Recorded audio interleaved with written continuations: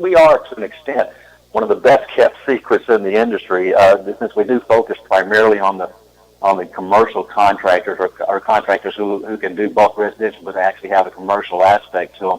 We're starting to gain a lot of momentum, and I think I attribute that to our Certified Installation Manager program, where we're trying to train the installation and project managers in the commercial industry. And we're starting to get some traction on that now, Dave, and we're starting to see some more interest in our group because of that. And this Managers Training Program, CIMS, is that what it's called? Yes, sir. I think that's a major draw, as you had mentioned earlier, and I can't imagine that anybody who is a contractor wouldn't be interested in exposing their people to that. That's the way we feel. We've spent a couple of years developing it. It's been running now for close to 2 years.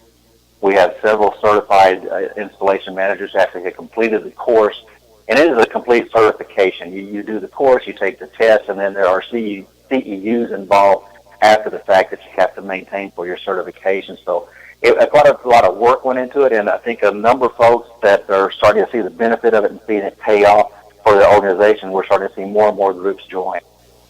I had talked to some people who had been in the business for 30-some years, and they took it, not thinking, hey, this is going to be a piece of cake, and I think we're challenged a bit by it.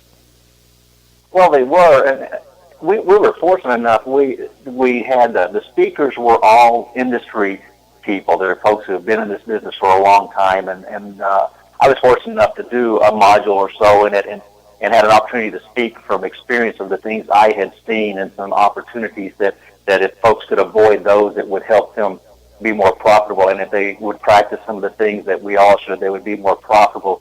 I think that's probably the reason it's a little more challenging than folks might have thought, because it's seriously been taken from the perspective of people who have been there, done that, or had that happen to them, and we're hoping to help other folks to avoid those things that most of us learned the difficult way. Yeah.